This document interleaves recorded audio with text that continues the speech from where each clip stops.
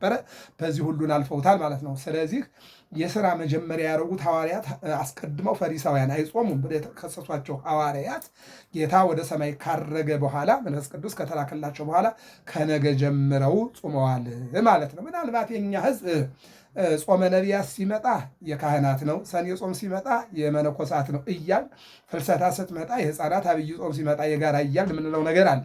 ነገር ግን በኢትዮጵያ ኦርቶዶክስ ተዋሕዶ ቤተክርስቲያን 7 አጽዋማት አሉ። ገሃድ በገሃድ ጾመ ገሃድ አንድ ነው። ጾመ ነነዌ 2፣ አብይ ጾም 3፣ ሰኔ ጾም 4፣ ፍልሰታ 5፣ ዓርብና ረቡዕ 6 እንዲሁም ደግሞ ፍልሰታን 7 ብለን ነው እንግዲህ ጾሙ ይሄ ነው። እነዚህ 7 አጽዋማት ናቸው። ወደኋላ ስንመለከት ፍልሰታ 1፣ ዓርብና ረቡዕ 2፣ ሰኔ ጾም 3፣ አብይ ጾም 4፣ ነነዌ 5፣ ገሃድ 6፣ ገና 7 አጽዋማት ናቸው። እነዚህን አጽዋማት መጾም ግድ ይላል። አዎ ግን ሰኔ ጾም ሲመጣ የቄስ ነው፣ ገና ጾም ሲመጣ የመነኩሴ ነው፣ አብይ ጾም ሲመጣ የጋራ ነው፣ ፍልሰታ ሲመጣ ደግሞ የሕፃናት ነው እያሉ እያመካኙ ከጾም ማሸግሸግ አስፈላጊ አይደለም። ማፈግፈግ አስፈላጊ አይደለም እና ምን ተደረገላቸው? ሰኔ ጾመው ሲጨርሱ አሁን 44 ቀን ነው የዘንድሮ 44 ቀን ነው የሚሆነው። ይህን ጾመው ሲጨርሱ አጋንንት ተገዝተውላቸዋል። አራዊት ተገዝተውላቸዋል። እሳቱ ውሃ ሁኖላቸዋል። ሰይፉ ላሜራ ሁኖላቸዋል። ይልቁንም ድንጋዩ የሚወረወረው ለነሱ ካባና ላንቃ ሁኖላቸዋል። ለምን? እነሆ ጾመው በጾም መያዝ በሚገባቸው ደረጃ እኛ ጾም ስኒት ስጋ በልተን ነው። እነሱ ጾም ሲይዙ እንደዚህ አይደለም።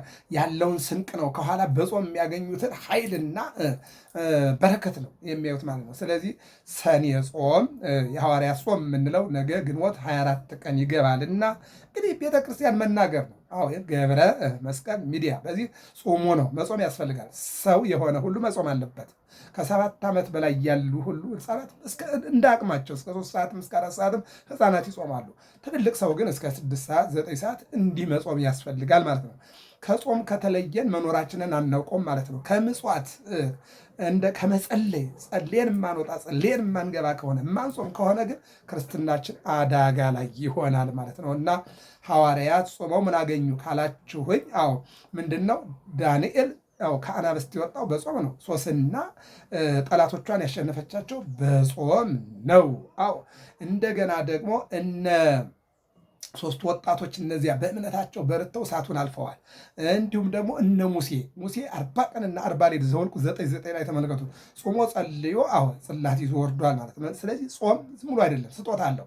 አረገ ውስተ አርያም ሀብከ ጸጋከ ለእጓለ እመሕያው፣ ወደ ሰማይ ወጣህ ምርኮን ማረክ፣ ለሰው ልጆች ስጦታን ሰጠህ ማለት መንፈስ ቅዱስን ነው ስጦታ የሰጣቸው። የብቻም አይደለም። ስጦታ ሲባል ራሱን ሰጠ፣ ሰው መሆንን ሰጠ፣ ስጋውን ሰጠ፣ ደሙን ሰጠ።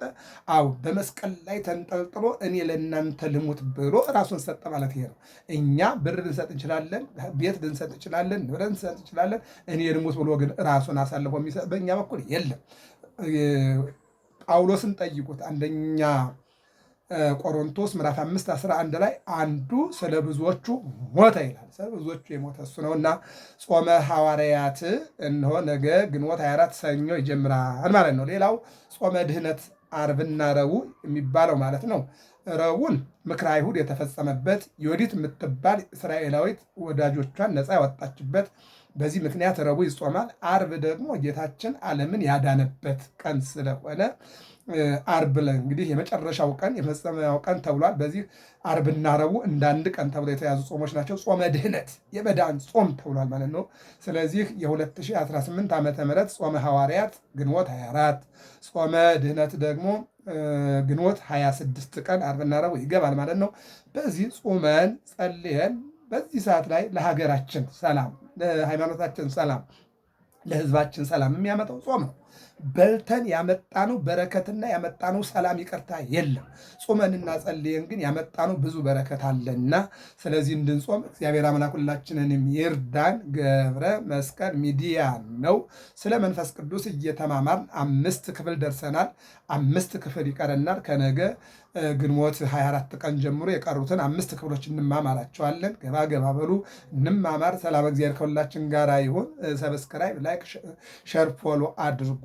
በቲክቶክ መጋቤ ሐዲስ ገብረ መስቀል፣ ቴሌግራም እንደዚሁ፣ ፌስቡክም እንደዚሁ አለ። በዚህ ተከታተሉ።